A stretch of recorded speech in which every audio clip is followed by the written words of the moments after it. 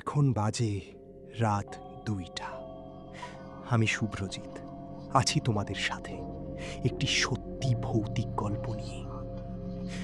ঘটনাটা ঘটেছিল প্রায় ৩ বছর আগে, শীতের এক গভীর রাত। আমি তখন আমার মামার বাড়িতে গিয়েছিলাম। একটা ছোট্ট গ্রাম, চারদিকে জঙ্গল আর ফাঁকা মাঠ। সেই বাড়িটা একটু পুরনো, মাটির গন্ধ মেশানো, আর রাত নামলেই যেন অন্যরকম নিস্তব্ধতা নেমে আসে।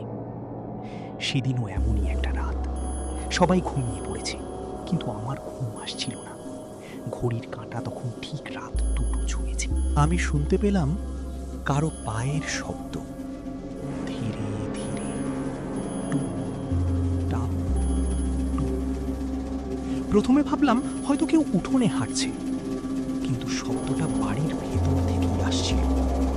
বুকের ভেতরটা ধপ ধপ করতে লাগলো। আমি ধীরে ধীরে উঠে দরজার কাছে গেলাম। দরজাটা ফাঁক করে তাকাতেই দেখলাম দূরে করিডোরে একটা সাদা ছায়া দাঁড়িয়ে। আমি প্রথমে ভেবেছিলাম চোখের ভুল, কিন্তু না, ওটা নড়ছে, খুব ধীরে আমার দিকে এগিয়ে আসছে। হঠাৎ করে ঠান্ডা একটা হাওয়া বইতে লাগলো। দরজাটা নিজে থেকেই কেঁপে উঠল। আমি ভয়ে দরজাটা বন্ধ করতে গেলাম, কিন্তু দরজাটা যেন কেউ বাইরে থেকে ধরে রেখেছে। আমার হাত কাঁপছে, শরীর অবশ হয়ে যাচ্ছে। তখনই আমি স্পষ্ট শুনলাম একটা ফিসফিসে কণ্ঠস্বর, তুমি আমাকে দেখছো? আমার গলা শুকিয়ে গেল, কোনো উত্তর দিতে পারলাম না। শুধু দরজার ফাঁক দিয়ে দেখলাম ওই সাদা ছায়াটা এখন একেবারে দরজার সামনে।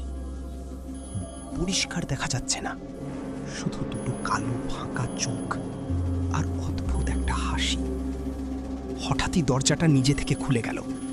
আমি আর কিছু না ভেবে বিছানায় লাফিয়ে পড়ে চাদর মুড়ি দিয়ে শুয়ে পড়লাম।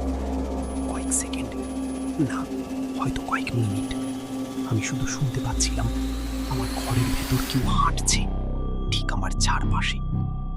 তারপর সবকিছু একদম চুপ।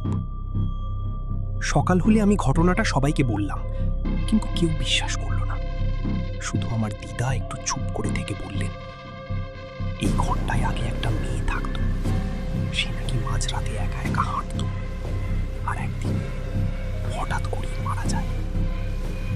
সেদিনের পর থেকে আমি আর কখনো ওই ঘরে একা ঘুমাইনি।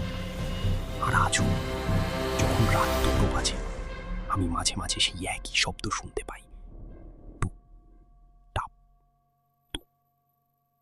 তোমরা কি এখনো একা আছো?